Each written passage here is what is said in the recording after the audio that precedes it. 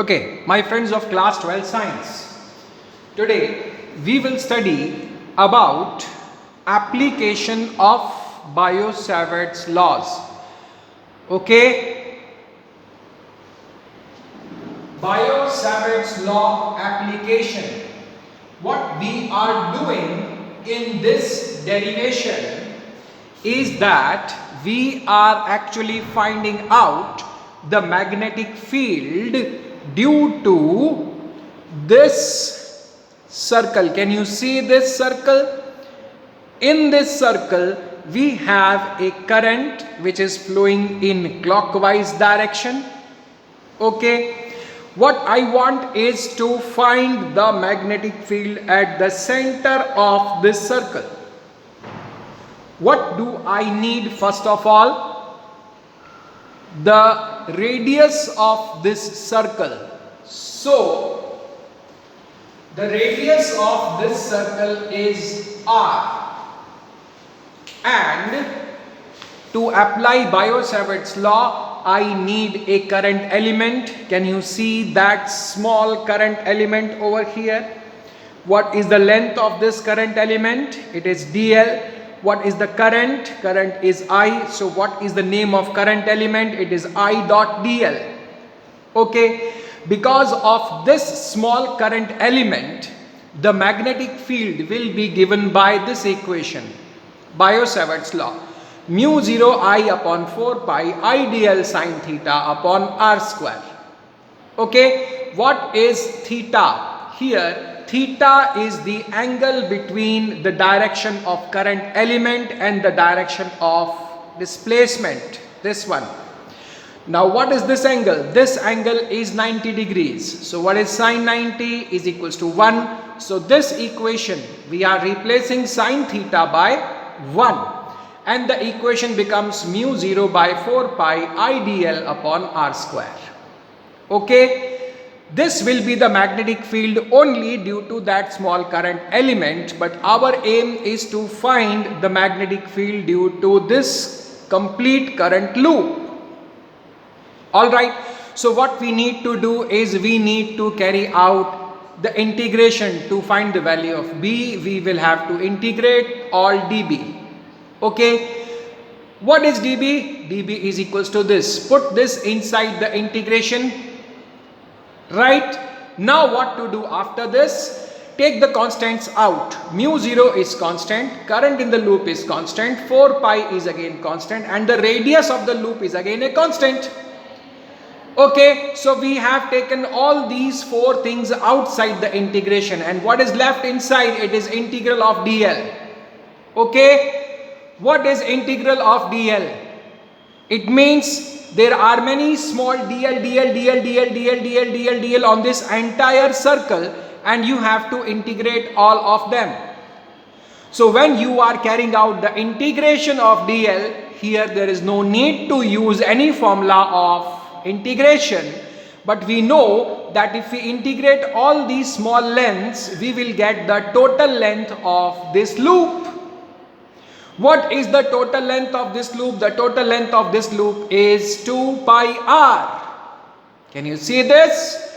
Now just carry out the cancellations. 2 cancels with 4, pi cancels with pi, r cancels with r square, and what you get is mu 0 I upon 2r. This is the magnetic field at the center of the loop. Alright, but this is not the complete picture. You have to show the direction also. Now how to show the direction? You have to use Ampere's rule. How to use Ampere's rule? Take your right hand, move the fingers in direction of current. Current is going, how it is going? It is going clockwise. So move your hands clockwise, and then extend the thumb. Thumb shows what? Thumb shows the inside direction. So the direction of magnetic field is inside. Okay, this finishes the derivation. Now, if this is not a single wire, if this is having n number of turns. N number of turns means looping it once, twice, thrice, 4, 5, 6 times. How many number of turns will be there? 6 number of turns. So what happens? This equation gets multiplied with 6. If there are n number of turns in this loop, then the same magnetic field becomes n times.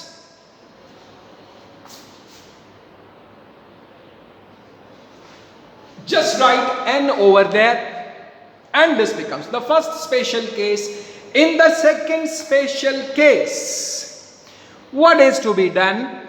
See, instead of a complete circle, I have got not the complete part but just a small part of this arc. You know what is an arc? It's a part of circle. If the current is only due to, if the magnetic field is only due to the length from here to here, only this part, this is the radius r and the angle subtended by the center is theta. How you are going to find the magnetic field now? What you can do is this. Let's show this reflection. I'm just trying to adjust. Okay. It's done now. Now see what you have to do. Instead of, see, there is a change in only one part. Integral of all the lengths, joining all the lengths together. Okay. So mu 0 I upon 4 pi r square. This remains as it is. It is only the length which is reducing. If you know that how to find the length of this arc, it is always angle into radius. This angle into radius. If this is a complete circle, then the angle is 2 pi. Let me show you. If it is a complete circle, then the angle is 2 pi and the radius is r. So we write it as 2 pi r. But if the angle is theta, then what will be the length of this much arc? It will be angle into radius. That is theta into r. Okay. Now again r cancels with this. What you get is mu 0 I upon 4 pi r square into theta r. Got it? R cancels with here, theta remains as it is. But remember, this form you will use only when theta is given in radians. Theta can be given in radians as well as in degrees. This formula to be used only when theta is given in radians. But if theta is given in degrees, what to do then? Just modify this from here to here. Okay. How to convert theta given in degrees into radians? You will have to first convert it into radians, multiply by 2 pi, divide by 360. So what you get finally is this mu 0 I 2 r theta by 360. That's all. If theta is given in degrees, use this form. If theta is given in radians, use this form. Okay. In the notes, if you miss out any of this pi over here and here, then please correct it. Now, third special case, instead of circle, the complete circle, if it is a semicircle, then again there will be a change. Instead of taking the complete integration over the circle, you will be taking the integration only over the semicircle. What is the total length of semicircle? It is not 2 pi r, it is equals to pi r. Okay, so instead of 2 pi r coming here, it will be pi r written over here, cancelling everything. What you get is this mu 0 I upon 4 r. That's it. Alright. So this topic is useful for the theory as well as for the numerical part.